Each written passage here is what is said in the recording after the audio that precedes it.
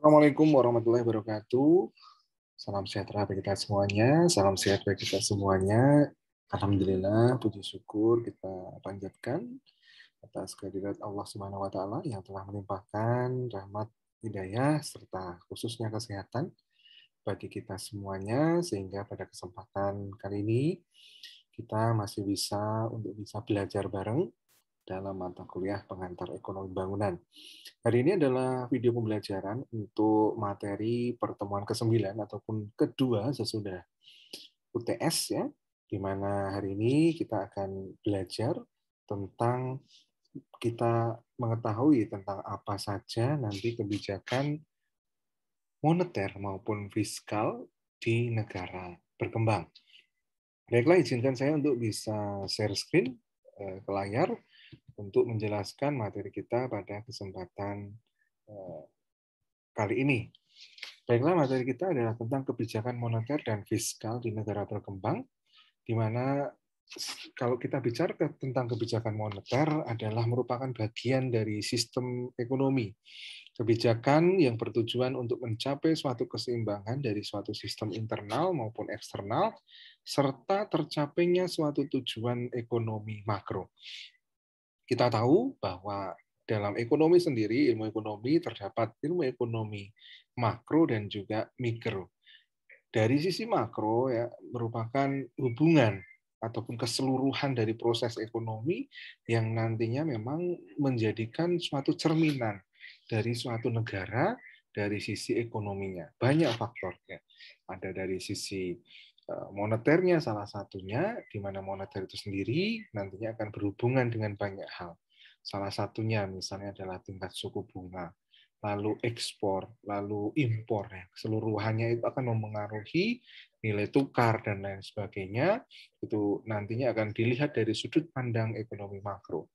Sedangkan saat kita bicara ekonomi mikro, ya, tentu hal ini akan langsung berdampak ataupun suatu hal ekonomi yang langsung berdampak terhadap masyarakat. Ya, di mana contohnya mungkin nanti kita akan bicara tentang pajak. Ya. Pengenaan pajak di mana itu nantinya dikenakan di seluruh masyarakat lapisan negara tersebut. Kita ambil contoh Indonesia ya, semua penduduk ya ataupun yang bekerja di Indonesia pasti akan dikenakan pajak.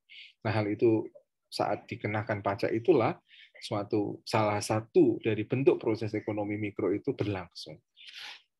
Kita lanjutkan bahwa tadi dikatakan bahwa kebijakan untuk moneter ini bertujuan untuk mencapai suatu keseimbangan secara internal maupun eksternal. Secara internal seperti apa? Bahwa secara internal ada pertumbuhan ekonomi yang tinggi, stabilitas harga, dan pemerataan pembangunan. Nah, di sini adalah suatu tujuan di mana moneter itu ada dan memang harus untuk bisa dilaksanakan di suatu negara. Selain itu secara eksternal ya untuk mencapai suatu keseimbangan neraca pembayaran. Ya. Kalau kita bicara neraca pembayaran berarti hubungannya adalah terkait antara ekspor dan impor ya sejauh mana nantinya mencapai suatu keseimbangan. Apakah negara itu terlalu banyak mengimpor barang sehingga dari sisi ekspornya itu kurang ya sehingga menyebabkan neraca pembayarannya itu jomplang ya artinya bahwa tidak seimbang ya artinya ada suatu masalah di dalam negara tersebut. Kita bicara tentang ekonomi makro memiliki tujuan juga yang pertama adalah menjaga stabilitas ekonomi yang dapat diukur dengan kesempatan kerja ya. Jadi saat kita bicara makro, banyak faktor yang nanti akan menjadikan pertama adalah sebab dan juga nantinya akan akibat dari adanya suatu perekonomian makro itu sendiri. Lalu selain itu adalah kestabilan harga serta neraca pembayaran internasional yang seimbang. Jadi itulah kenapa ya di dalam sistem moneter itu mengatur berbagai macam hal yang kaitannya antara negara tersebut dengan negara lainnya. Ya, salah satunya adalah terkait adanya neraca pembayaran tadi yang sudah saya jelaskan bahwa neraca pembayaran di sini ya antara keseimbangan antara ekspor dan impor. Ekspor dan impor nanti akan memengaruhi hal lainnya ataupun dipengaruhi hal lainnya. Ya, salah satunya adalah money exchange ya ataupun nilai tukar dari mata uang. Ya. tentu kita akan bisa melihat dari sisi mata uang ya, antara ekspor dan impor itu sangat mempengaruhi sekali. Misalnya ya, saat kita ambil contoh rupiah, rupiah terdepresiasi artinya bahwa rupiah sedang tertekan terhadap dolar. Artinya bahwa $1 katakanlah naik harganya ya menjadi 15.000 misalnya. Nah, di situ orang luar akan cenderung untuk bisa meningkatkan impornya bagi mereka. Ya. Sedangkan keuntungan bagi kita adalah kita akan semakin banyak untuk bisa mengekspor barang ke luar negeri. Kenapa? Ya karena orang luar negeri menganggap ya bahwa barang kita akan lebih murah. Sehingga mereka dengan uang katakanlah $2 ya, itu bisa membeli 3 ataupun 4 barang dari kita. Ya. Sehingga ekspor kita naik ya, yang awalnya karena rupiah menguat terhadap dolar, awalnya $1 10.000 katakanlah, menjadi terdepresiasi rupiahnya menjadi 15.000. Ya. Sehingga orang-orang luar negeri menganggap wah saya punya $1 harganya 15.000. Ya. Sehingga saya bisa akan membeli banyak barang, ini pilihannya banyak sekali nanti barang yang bisa saya beli. Nah, sehingga ekspor negara kita akan menjadi naik. Walaupun untuk sisi negatifnya adalah untuk impornya itu juga kita akan menjadi beban tersendiri. Ya. Kenapa kok beban? Karena saat kita impor itu berarti kita misalnya akan membeli barang elektronik dari Jerman misalnya. Ya. Ternyata harga di negara Jerman itu katakanlah $10. Ya. Harusnya kita kalau di bulan kemarin yang tadi $1 10.000 ya, harusnya kita cuman membayar ya untuk $100 itu harusnya bisa cuma membayar 1 juta. Ya, tetapi karena dolarnya naik, ya, rupiahnya tertekan, terdepresiasi, kita membayar 1.500.000 untuk barang dari Jerman itu. Nah, sehingga kita merasa sangat mahal ya untuk barang dari Jerman akibat dari kenaikan nilai tukar rupiah tersebut ya. Tentu itu gambaran sederhana dari proses menjaga kestabilan dari neraca pembayaran internasional dilihat dari sisi ekspor dan impor yang diusahakan harus stabil ya. Berikutnya adalah apabila kestabilan dalam kegiatan perekonomian terganggu, maka kebijakan moneter dapat dipakai untuk memulihkannya. Artinya bahwa saat contohnya tadi ya mata uang terdepresiasi ya terhadap mata uang lainnya. Kira-kira langkah apa yang akan diambil adalah langkah yang paling tepat adalah langkah melalui kebijakan moneter. Ya. Seperti apa nanti langkahnya kita akan lihat di slide berikutnya ya. Pengaruh kebijakan moneter pertama kali akan dirasakan oleh sektor perbankan yang kemudian ditransfer pada sektor real. Tadi yang sudah saya sampaikan bahwa moneter ini yang pertama kali terkena dampak itu adalah exchange-nya tadi ya. Untuk nilai tukar mata uang ini pasti akan langsung terkena dampaknya. Ya. Sehingga tujuan utama dari kebijakan moneter adalah upaya untuk mencapai tingkat pertumbuhan ekonomi yang tinggi secara berkelanjutan dengan tetap mempertahankan kestabilan harga. Ya. Kita akan lihat nantinya seperti apa cara untuk moneter bisa menstabilkan perekonomian ya, khususnya adalah memulihkan suatu keadaan ekonomi yang tidak seimbang, khususnya adalah dari sisi moneter ya, antara kebijakan dalam negeri dan luar negeri. Berikutnya adalah bank sentral. Nah, inilah tadi yang sudah saya sampaikan bahwa ada suatu kebijakan moneter yang harus diambil, di mana yang pertama kali terkena dampak adalah sektor perbankan. Sehingga saat kita bicara sektor perbankan akan diatur sepenuhnya oleh suatu lembaga pemerintahnya, ya, yaitu adalah bank sentral. Bank sentral merupakan perwujudan nyata dari suatu kebijakan moneter itu sendiri. Ya, bank sentral yang juga memegang dari kendali otoritas moneter berusaha untuk mengatur yang pertama adalah keseimbangan antara persediaan uang dengan persediaan barang agar inflasi dapat terkendali. Nah, muncul suatu pertanyaan, kira-kira apakah baik ya terlalu banyak uang yang beredar di masyarakat? Nah, menurut kalian seperti apa? Mungkin kalian nanti bisa tinggalkan komentar ya, kalian di bawah. Kira-kira lebih baik banyak uang yang beredar di masyarakat atau malah justru bisa dikontrol ataupun seperti apa? Nah, lalu dampaknya seperti apa kalau misalnya uang itu terlalu banyak beredar di masyarakat ya. Saya harapkan nanti kalian bisa meninggalkan kolom komentar baik itu nanti di YouTube maupun di kolom diskusi di Elita ya.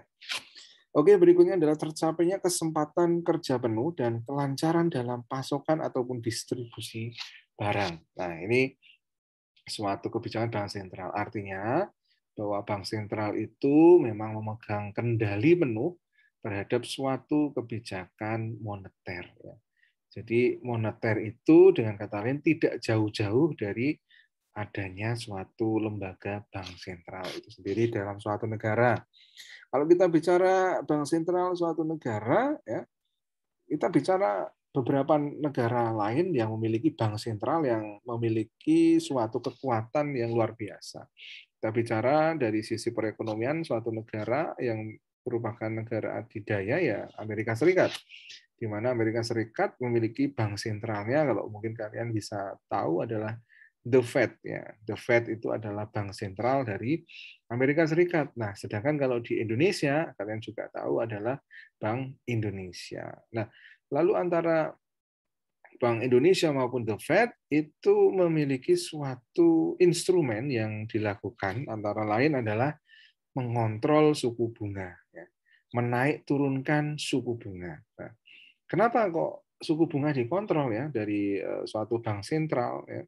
Jadi kalau kita bicara misalnya ini saya ambil contoh bahwa di suatu negara mengalami kelesuan dari adanya suatu konsumsi barang. Nah, ini kira-kira apa yang harus dilakukan oleh moneter? Nah, mungkin kalian juga nanti bisa berpendapat ya. Apakah harus ya tadi ya karena lesu barangnya ya.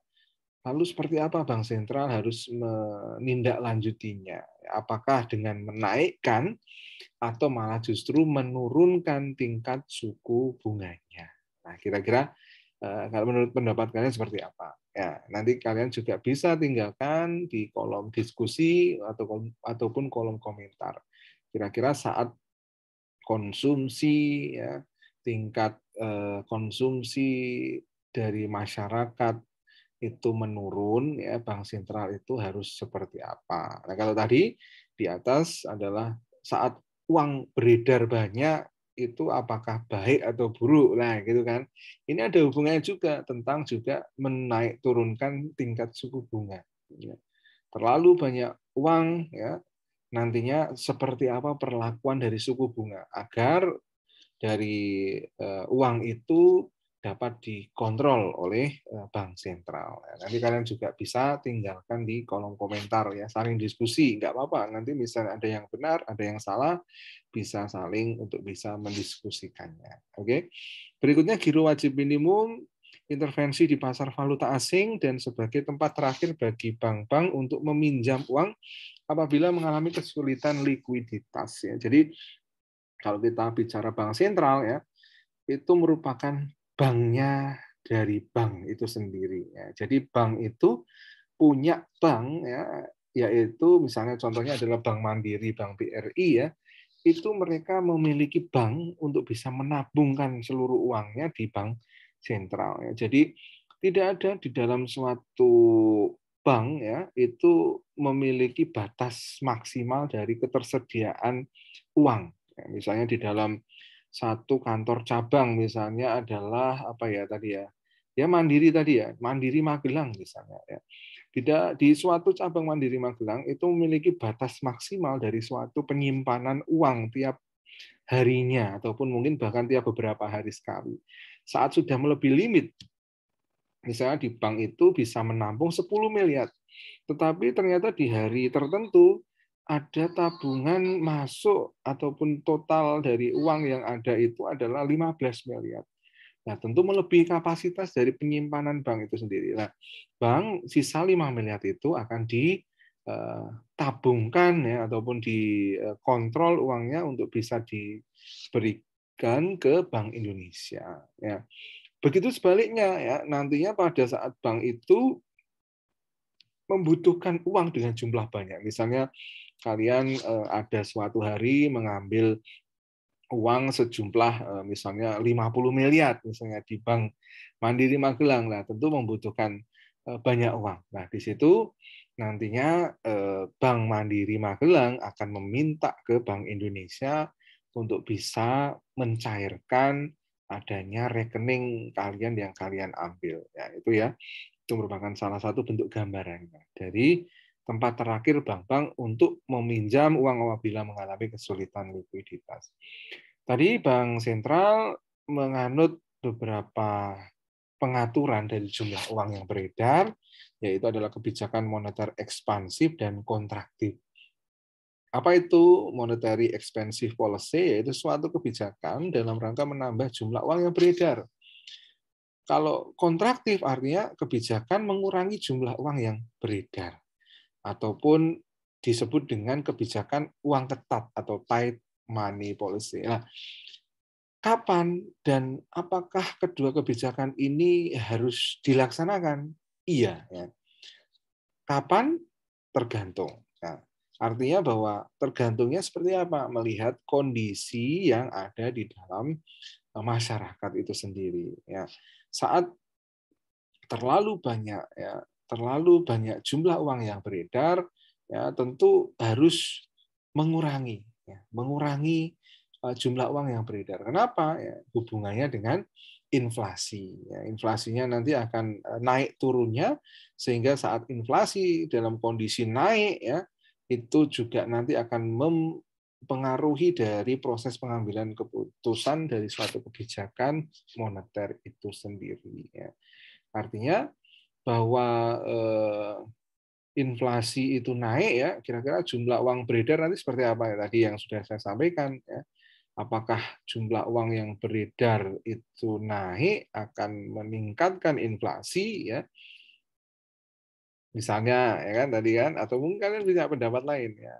Itu nanti apakah harus melakukan kebijakan moneter kontraktif. Nah, nanti kalian juga bisa diskusikan di kolom komentar ya. Secara tidak langsung tadi sudah saya jelaskan ya bahwa seperti apa terjadinya inflasi itu sendiri. Ya.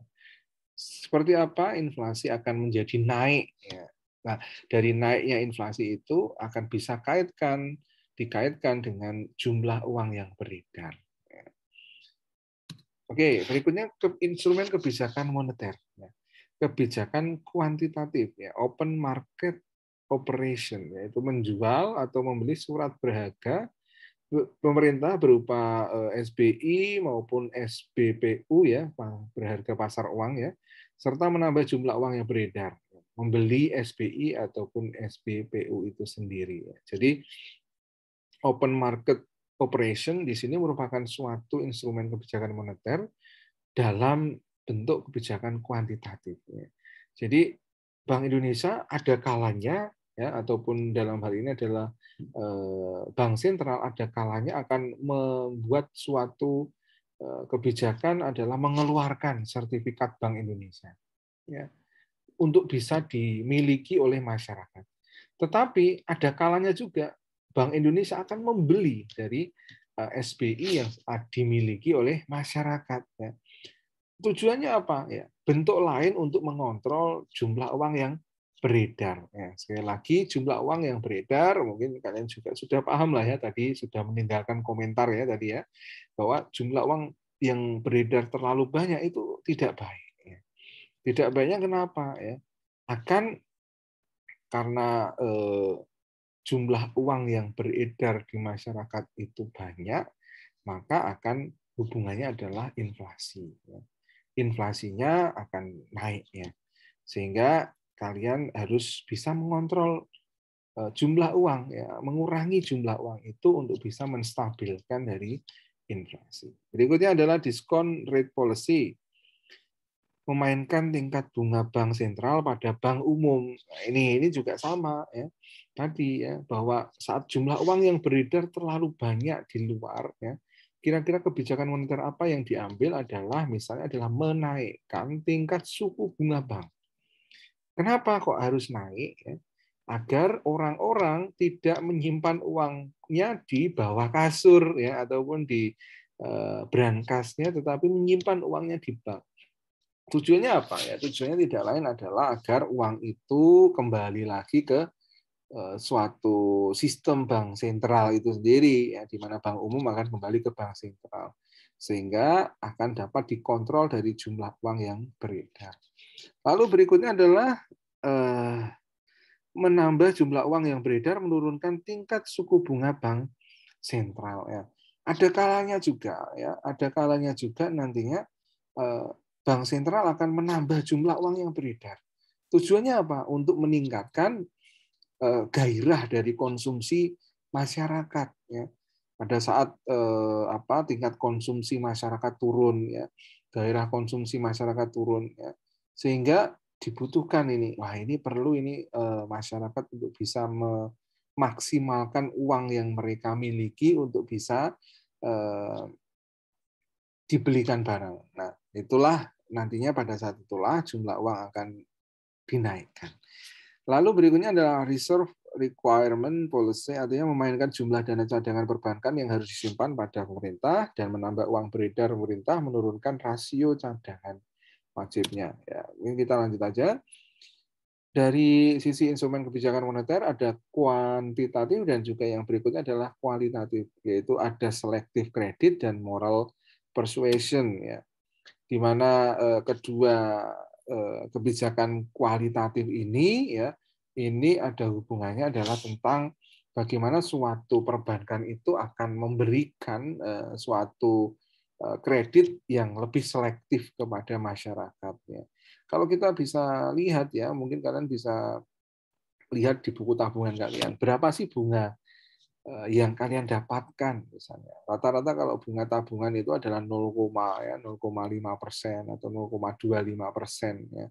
Tetapi jangan salah, saat kalian memiliki uang banyak ya bermiliar-miliar, lalu bank itu sendiri malah justru mengejar kalian untuk agar uang kalian bisa diinvestkan ke bank itu, kadang bank akan memberikan opsi. Ya. Opsinya adalah, Pak, saya akan memberikan suatu garansi persentase suku bunga yang lebih tinggi, Pak, ya. Bisa 6%, ya. Depositonya kalau Bapak menanamkan uang Bapak, menyimpan uang Bapak sebesar 10 miliar misalnya. Nah, sehingga jangan kaget ya, banyak sekali juga ya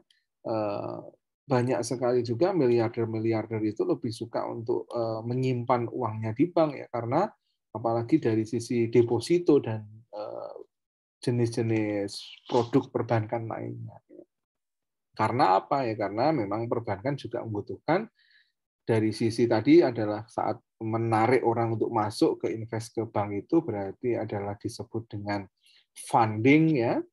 Lalu juga bank juga memberikan suatu kredit kepada masyarakat atau biasa disebut dengan lending dari perbankan itu sendiri. Ya. Oke, mungkin itu. Lalu berikutnya adalah Bank Indonesia.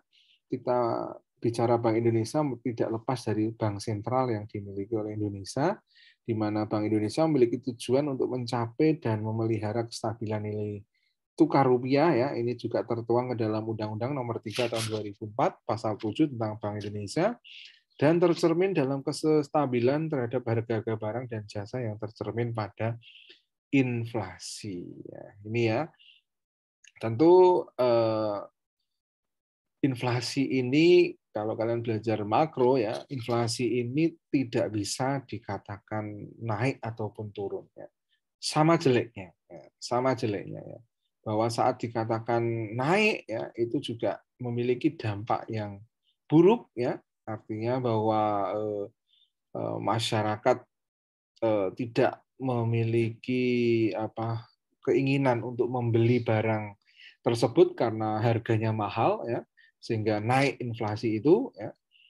Lalu yang turun ini juga jelek dampaknya ya. Masyarakat malah justru terlalu menganggap murah suatu barang sehingga kalau inflasi naik ini yang dirugikan adalah konsumen, ya artinya masyarakat tidak mampu membeli barang.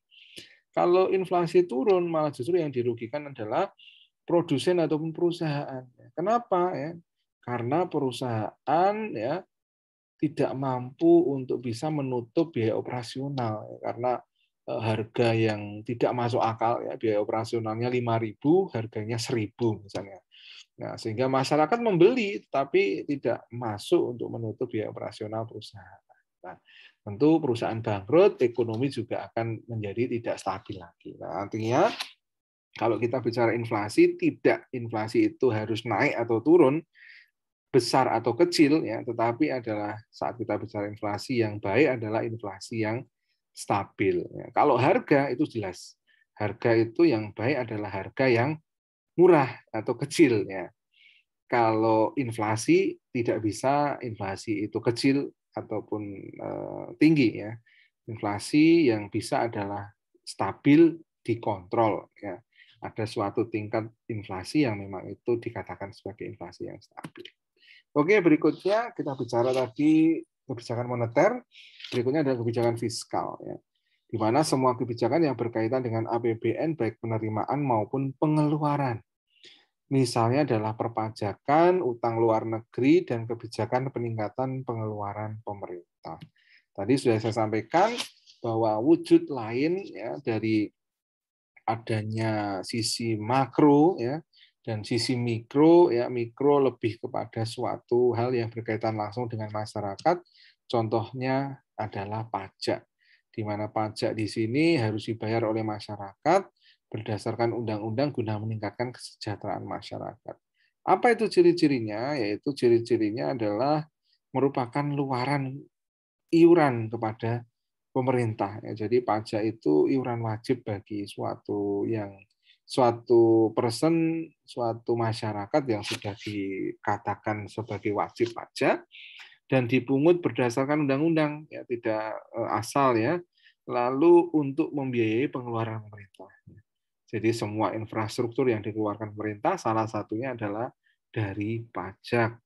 Digunakan untuk kesejahteraan umum, BLT dan lain sebagainya itu juga dari pajak tanpa imbalan jasa secara langsung ya. Jadi wujudnya apa? Wujudnya kalian jalan-jalan ke Artos ya, itu ada jalan yang tidak berlubang lah, itu wujud lainnya. Tapi intinya adalah tidak ada imbalan jasa yang dapat kalian rasakan ataupun kalian miliki secara langsung, tetapi bentuknya itu diwujudkan ke dalam berbagai macam hal yang bisa kalian rasakan secara tidak langsung, ya, jalan, lalu beasiswa, misalnya kalian saat mendapatkan beasiswa bidik misi ataupun beasiswa-beasiswa lain. Syarat-syarat pemungutan pajak ya, tentu pemungutan pajak harus adil, pemungutan pajak harus berdasarkan undang-undang dan tidak mengganggu ekonomi. Kadang saat mengganggu ekonomi, apa yang dilakukan pemerintah tidak memungut pajak. Contohnya apa? Saat ini ada pajak PPNBM mobil yang di 0% kan, artinya tidak ada pajak PPNBM. Nah, itu wujud bahwa saat pajak itu bisa mengganggu perekonomian suatu negara, maka akan dinolkan ya ataupun dihilangkan. Contoh lain adalah denda, misalnya kalian bayar pajak kendaraan bermotor telat 5 tahun atau 3 tahun ya, 3 tahun lah ya misalnya ya. Lalu dari situ kalian ingin membayar, ternyata ada pemutihan pajak denda pajak kendaraan bermotor. Nah, tentu ini wujud lain bahwa saat kondisi tertentu ya mengganggu suatu ekonomi, pajak itu akan diberikan suatu dispensasi, ya, misalnya denda dan lain sebagainya. Dulu juga ada ya, adanya suatu kebijakan dari pajak ya, amnesti pajak ya, itu suatu bentuk lainnya. Berikutnya adalah syarat-syarat pungutan pajak lainnya adalah harus efisien, tidak boleh melebihi hasil dari pungutan. Ya. Selain itu adalah harus sederhana, dapat menghitung sendiri wajib pajaknya. Jadi pelaporan dari pajak itu dilakukan secara mandiri, ya, sesuai dengan kondisi keuangan yang ada. Ada pajak, makanya di dalam pajak itu sendiri dikenal dengan PTKP ya, penghasilan tidak kena pajak. Ada batasnya ya, sekitar 60 juta ya, 40 sampai 60 juta itu tidak terkena pajak. Misalnya ada contohnya seperti itu. Berikutnya adalah fungsi pajak ya, sebagai anggaran, fungsi anggaran, budgeter. Pemerintah bersumber dari pajak untuk membiayai seluruh kegiatannya, mengatur atau regulator yaitu lebih difokuskan untuk mengatur perekonomian guna mencapai pertumbuhan, stabilisasi dapat mengatur perekonomian sehingga tercipta kondisi yang baik, dan fungsi pendapatan untuk memasukkan uang ke kas negara sehingga dapat digunakan untuk pengeluaran negara. Jenis-jenis pajaknya ada pajak langsung dan tidak langsung ya. Contohnya pajak langsung, pajak kekayaan, perseorangan ya, atas bunga dan lain sebagainya. Pajak tidak langsung, pajak penjualan ya, PPh ya. Mohon maaf PPN, mohon maaf ya.